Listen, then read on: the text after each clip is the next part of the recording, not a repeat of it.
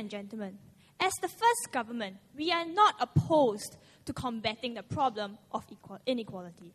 However, what we are saying is that when there's a trade-off, when a policy demands that we choose one over the other, we say that we would choose to pursue the policy that maximizes growth. Why is this so? Because we want to pursue the policy that best increases the welfare of Singaporean society as a whole and best solves the problem of inequality in the long run. Before I go on to substantiate my case, let us first deal with a few additional issues. No, thank you, sir. Grow the economy. When the government refers to growing the economy, we refer to measures taken to increase the gross domestic product of our country. It is a measure of the total volume of economic activity in the country and is an indicator of our economic success.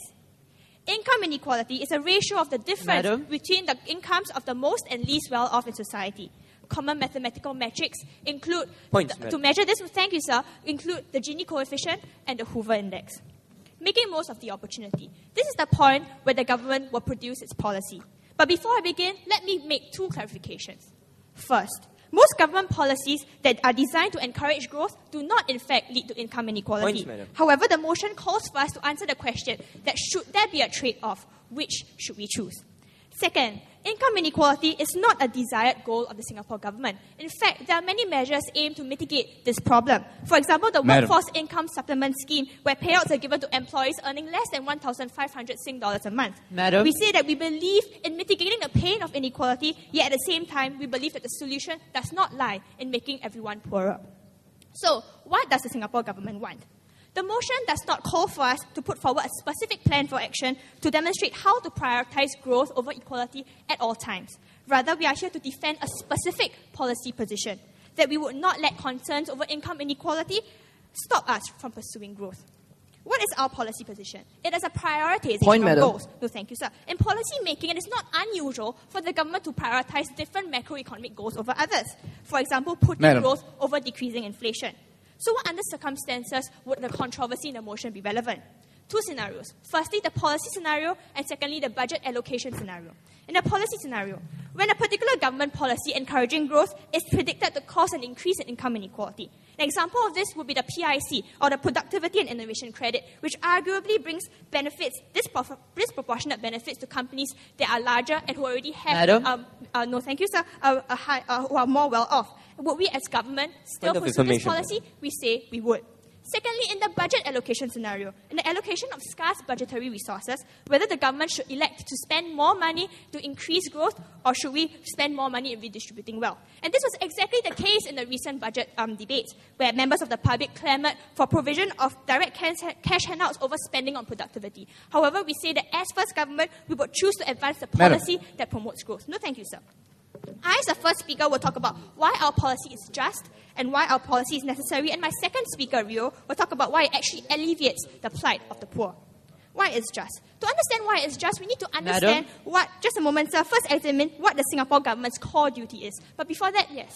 Why is this extra inequitable growth on top of the strong growth we already continually post so crucial that you're willing to sacrifice real people, real communities, real equity? Now, we need to recognize that Singapore is moving into a new decade, and a new decade which signals new opportunities and new challenges, ladies and gentlemen. And as I will go on to speak about it later, we see that there are increasingly challenges from countries like China and India. No, thank you, sir. Which represent challenges to Singapore's niche market. And we say that when we see opportunities for growth, ladies and gentlemen, we cannot sacrifice these opportunities at the altar of inequality because, ladies and gentlemen, we say that it's essential for our survival as a country that we continue to grow, even in a different economic landscape. Now, let me explain this further. Singapore is a nation founded on the promise of economic prosperity. Our forefathers were immigrants which came here to seek a better life. Even to this day, ladies and gentlemen, citizens still view the success of the government mainly through the prism of economic success.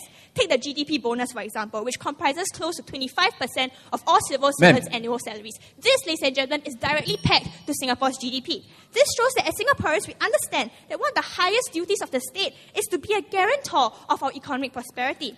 Therefore, on a principle level, pursuing economic growth over inequality is just and reasonable. But on a practical level, ladies and gentlemen, we say that it's essential for our survival. Why is this so? We live in a changing world where low-cost manufacturers in China and India are moving up the value chain.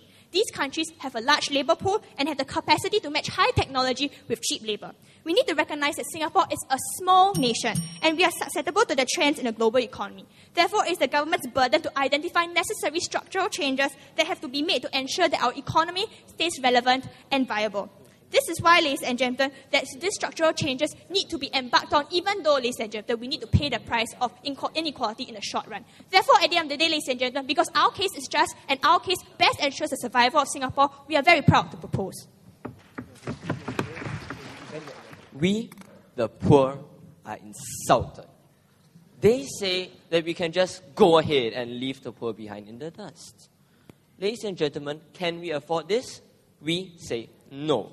On two main reasons. Number one, will there be income inequality at all? And secondly, on the entire idea of the policy stance which the Ministry of Finance is proposing. So firstly, will there be income inequality? Now, they have kind of argued that if we get more GDP, if we have economic growth as defined by GDP, all will be well, and then the poor will also experience a rise in income. But we say that this is not the case. Why? Just because I have an increased income from $900 a month to $1,000 a month doesn't mean a thing. If my rent increases from 30% like it has done in 2007, doesn't mean a thing if rises faster than the consumer price index, which is happening today. What happens is that a rise in economic growth doesn't translate to a rise in real wages for the poor. Why does this happen? This is because of asset inflation, ladies and gentlemen. No, thank you, sir. Why? Because when you have growth, when the rich have a greater rise in income than the poor, which is already happening, is seen in CNA, where the rich get 6% higher rise in income than the poor, what happens indeed is that the rich can spend more. The rich can buy more. And because of this, they drive up prices. When they buy in things like housing, when they buy in things like automobiles or normal food stuff, that rich man buying an extra bungalow hurts the rent of my 3-room HDB flat, ladies and gentlemen. And this is something that we cannot stand for, because the poor also consume houses, also consume cars, maybe lorries. We say that these kind of things, when the rich experience a disproportionate rise in income, it hurts the poor beyond a level we can afford. Next, the second proposition speaker is in fact going to tell us how it's going to alleviate the plight of the poor. But I will show you later on in my substantive how this is in fact counterproductive to the plight of the poor. Next, on the entire idea of their policy. No, ma'am. We already seen in the idea of welfare, they want to give unsustainable welfare policies, one-off welfare policies, and say, that's okay.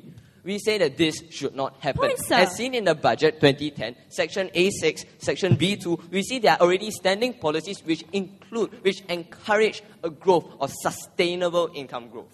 Sustainable income growth, like reskilling, like helping the poor in that aspect, and not just giving them welfare benefits, ladies and gentlemen. And this is what the government should be standing for. We don't see why a new decade indeed must mean new levels of poverty in Singapore. We don't want this to be the case. And they come up with the idea of sacrificing growth on the altar of equality. Well, if equality is not that important, is equality not important? Are you sacrificing then people to the altar of economic growth? Sir. No, thank you, sir. Now, moving on to the onuses today, we want the government to show us why these opportunities are so vital. That considering all the detriments that they're going to bring forth, we shouldn't pass them up anyway. They must show us why we must have economic growth at all costs. Next, we are going to tell you why we want economic growth. Yes, but not at the expense of the poor. We are for some policies, we don't deny that. But what we don't want to see is our Gini coefficient, already one of the largest in the world, get any bigger. So therefore, moving on to my case division for today, I will be talking about how the policy is counterproductive to the poor, whereas my second speaker will be talking about how it will be a government dereliction of duty towards the poor. So I will prove off to you why income inequality exists. I've already done so in my rebuttals, because when there's a rise in income, it doesn't mean that the poor get better off. In fact, they get worse. Hold that thought a moment, madam. Because when there's a rentless growth in economic growth, this means that my rent gets hurt. I cannot pay my rent, I cannot pay my food bills, and ultimately this leads a decrease in the standard of living for the poor. Go, ma'am. In 2001 to 2003, when growth was slow, hovering around 2%, unemployment rates were at 6%. But when there was higher growth in 2007, unemployment rates dipped to 2.4%. So what do you say to that, sir? I say that with your current policies, like the foreign worker policy, when 35% of Singapore's workforce is foreign and taking up jobs that most of these low-income workers want, we say that that's not very beneficial at all. Next, we are also standing for economic growth, just not at the expense of the poor. Do you not agree, madam? In fact, you've just conceded that you do want economic growth, just that it doesn't hurt the poor. So, moving on. On my last year, why is this so important? Why does the poor matter at all? I'm going to tell you why we matter in this debate. Because the poor can't claw out. The poor can't claw out of the poverty cycle. They are entrenched, they have the least to begin with, and yet they are the hardest hit. Therefore, all things considered, please go with our side of the house. Thank you. Thank you, Benjamin.